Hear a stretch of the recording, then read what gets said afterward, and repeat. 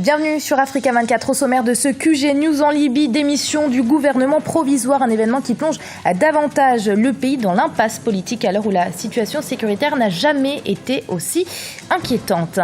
Et au Sénégal, début des travaux des assises de l'éducation. Ce jeudi, objectif affiché par les participants, repenser totalement le système éducatif du pays. Et la République démocratique du Congo se prépare pour les prochaines échéances électorales, dont l'élection présidentielle en 2016 et les élections générales en 2015. Pour en parler avec nous sur ce plateau, monsieur Trifon Kinké Moulumba, ministre des Postes, Télécoms et Nouvelles Technologies de l'Information et Communication en République démocratique du Congo. Comme annoncé en titre, le gouvernement provisoire libyen a présenté sa démission via un communiqué publié ce jeudi. Cette démission sonne comme un aveu d'échec de la part d'un gouvernement qui n'a jamais eu la main sur l'ensemble du territoire libyen et pose de nombreuses questions sur l'avenir politique, sécuritaire et économique de la Libye. Le point tout de suite avec Charles de Jouvenel.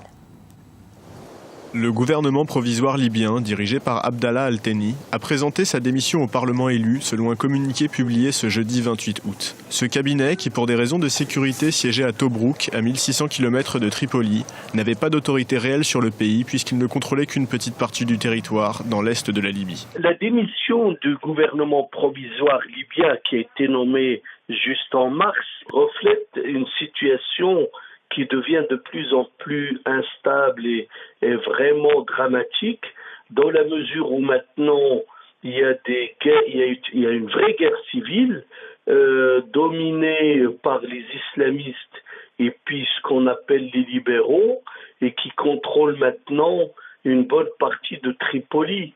Ça veut dire que ce gouvernement a pris acte de son incapacité à diriger l'ensemble du pays. Au travers de ce communiqué, le gouvernement démissionnaire a dénoncé l'intention des miliciens à majorité islamiste qui cherchent à former un gouvernement alternatif à Tripoli. À leurs yeux, seul le Parlement, élu le 25 juin dernier, a la légitimité pour former un nouveau gouvernement. Un vœu que certains observateurs estiment irréalisable sans une intervention étrangère. Le nouveau gouvernement qui est démissionnaire, ainsi que l'Assemblée et le Parlement, avaient demandé une intervention étrangère.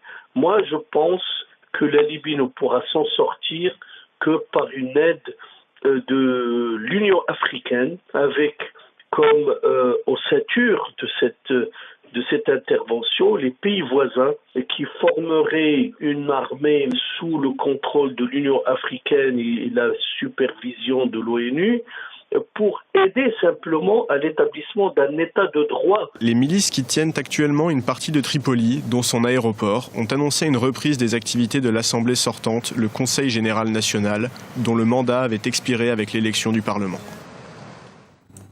Les 300 délégués des assises de l'éducation ont commencé leurs travaux ce jeudi à Dakar, capitale sénégalaise. Les travaux ont été officiellement lancés en présence du président Macky Sall. Durant 3 jours, acteurs du secteur de l'éducation revisiteront tous les segments du système éducatif en vue d'y apporter les orientations à même de réhabiliter l'école sénégalaise. Les conclusions de ces assises sont très attendues par le chef de l'État.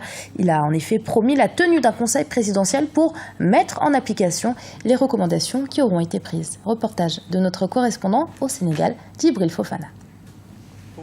Les assises de l'éducation au Sénégal ont officiellement débuté jeudi. Celles-ci interviennent plus de 33 ans après les derniers états généraux de l'éducation. Au Sénégal, le taux d'analphabétisme est de 52%, un chiffre peu compatible avec les ambitions de développement socio-économique du pays. Le système scolaire est gangréné par de nombreux maux. Grève récurrente, baisse du niveau des apprenants, inadéquation des curricula scolaires, l'école sénégalaise est à la croisée des chemins. Aujourd'hui, l'enjeu est clair.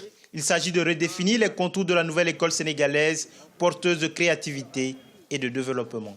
Nous les avons instruits à apprendre pour être autonomes, mais à apprendre à entreprendre parce que c'est dans l'entrepreneuriat qu'on crée la richesse. Les métiers de demain, on ne les connaît pas encore. Il faut qu'on prépare les enfants à vouloir les explorer. Mais ce qu'on doit mettre au cœur de notre stratégie, c'est l'utilité sociale. L'utilité sociale participe de plusieurs choses. Aujourd'hui, beaucoup de métiers, nous les avons négligés, des métiers de maçon, de menuisier. Pourtant, on peut bien gagner sa vie avec, mieux, on peut transformer les choses avec. Au Sénégal, l'éducation nationale a toujours été le plus grand poste de dépense pour les finances publiques. Sous l'Ancien Régime, il captait plus de 40% du budget national. Aujourd'hui, c'est 32% du budget qui lui est consacré. Mais les résultats ne sont toujours pas à la hauteur des investissements réalisés, en cause d'un climat scolaire et universitaire en perpétuelle instabilité. Aujourd'hui, nous sommes dans une posture totalement positive. Nous sommes prêts à aller dans le sens donc, de pacifier l'espace scolaire au nom de l'éducation de qualité pour tous. Mais évidemment, cela nécessite forcément que chacune des parties respecte les engagements auxquels il a souscrit. C'est-à-dire qu'il y a nécessité non seulement d'un dialogue, mais d'un accord entre les syndicats d'enseignants, le gouvernement, les parents d'élèves et les autres parties prenantes, de façon que ce consensus permette de s'accorder sur ce qui doit être fait pour que tout le monde puisse fonctionner de manière normale et que l'école retrouve la paix et la stabilité. Les conclusions de ces assises de l'éducation sont très attendues. Le président de la République a promis de veiller personnellement à leur application. À ce titre, il a annoncé la tenue prochaine d'un conseil présidentiel pour la mise en œuvre des recommandations finales de ces assises. En République démocratique du Congo, la bataille pour les futures élections générales et présidentielles prévues respectivement en 2015 et en 2016 a-t-elle déjà commencé? Pour l'opposition, l'heure semble à la mobilisation générale. Objectif, s'unir pour remporter haut la main ces deux rendez-vous importants, mais aussi contrer le projet de réforme constitutionnelle qui permettrait au président Joseph Kabila de briguer un troisième mandat. Ibra Khadindiaï. La République démocratique du Congo a annoncé avoir pris un grand nombre de mesures pour lutter contre l'épidémie d'Ebola qui sévit actuellement en Afrique. Le but affiché est de contenir puis d'éradiquer le virus dans un délai de 90 jours, selon les déclarations du ministre congolais de la Santé, Félix Kabange Numbi. Le ministre a par ailleurs confirmé que 6 cas d'Ebola avaient été décelés en République démocratique du Congo, bien que l'épidémie ait été contenue à plus de 1200 km de Kinshasa. We must be very transparent. Nous devons être transparents afin de donner toutes les informations. Si un cas se déclare à Mbandaka ou à Kinshasa, nous le dirons immédiatement. Mais jusqu'à présent, il n'y a pas de fièvre Ebola dans Kinshasa ni dans Mbandaka. Ebola est pour le moment contenu dans un tout petit secteur de 100 mètres carrés. Donc je pense que les gens peuvent continuer à venir faire des affaires ou du tourisme en République démocratique du Congo.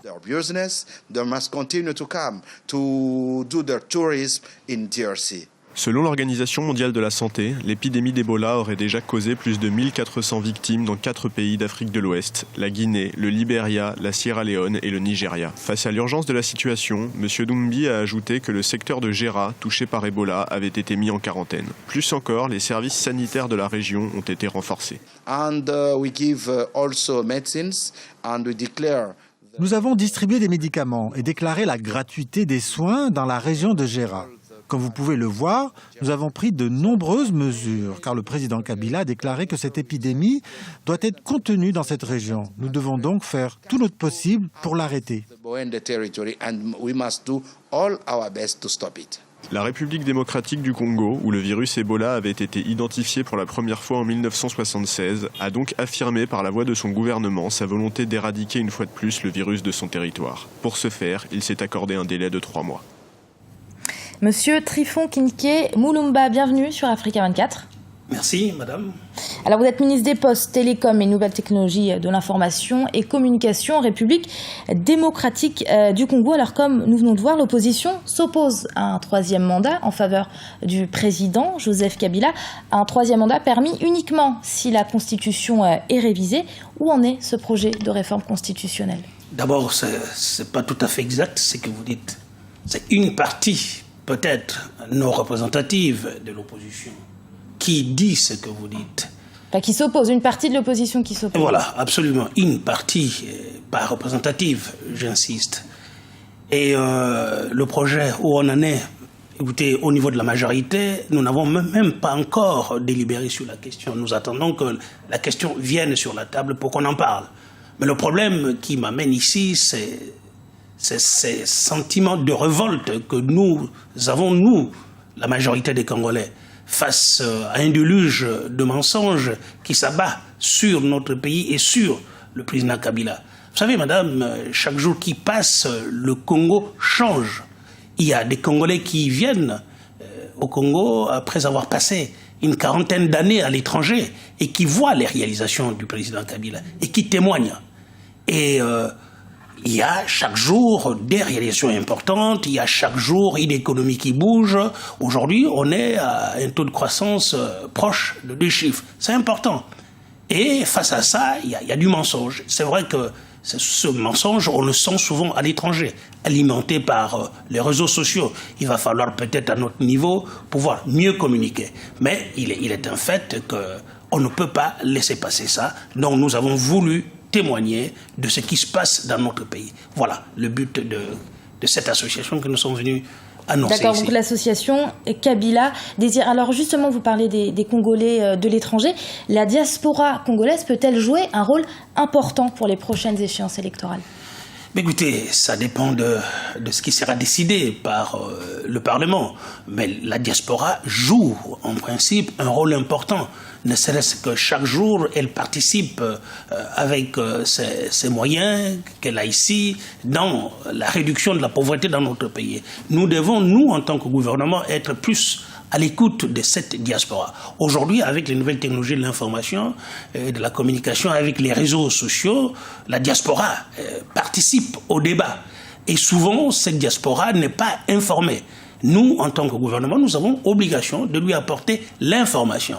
Et c'est pour ça que dans le cadre de cette association, j'ai lancé l'idée d'une sorte de charter qui viendrait prendre des Congolais ici, qui les amènerait vivre au Congo pendant 1 mois et qui les ramènerait pour que ces Congolais-là, l'élite, les membres de la classe moyenne congolaise expatriés viennent voir les réalisations qui sont au pays, et nous sommes sûrs qu'au retour, ces Congolais-là verraient qu'il y a eu trop de mensonges. Je vous donne un exemple.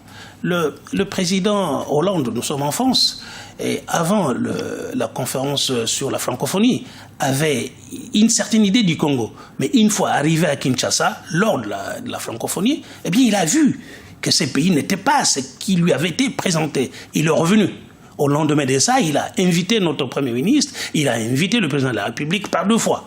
Et aujourd'hui, nous sommes convaincus que la France sait tous les efforts qui sont entrepris au Congo, que c'est un pays qui va dans la bonne direction. C'est un pays qui est en train d'émerger. Il fait partie de cette Afrique qui bouge, dont a parlé le président Obama lors de son meeting de Washington. Lors du sommet USA à Washington. Alors, le regroupement Kabila Désir milite donc en faveur d'un nouveau mandat pour le président Joseph Kabila. Vous créditez donc au président un bilan largement positif durant ces 2 mandats? Très certainement. Madame, pour tout analyste lucide, quand l'on voit ce pays qui a connu 4 présidents de la République, il y a eu Kasavubu, il y a eu Mobutu, il y a eu Kabila père et puis Kabila fils. Écoutez, bien, il n'y a que Mobutu qui a eu du temps. Kasavubu n'a pas eu beaucoup de temps. Il a été vite balayé par les événements d'après-indépendance. Kabila père non plus n'a pas eu le temps. Kabila fils a failli ne pas avoir le temps.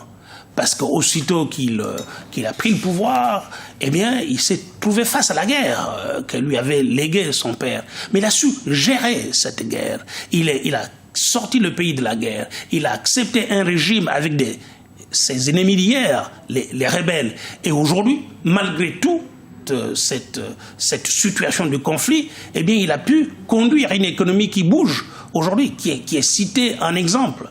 Il faut venir voir ce qui marche à Kinshasa. Il faut venir voir ce qui marche au Congo.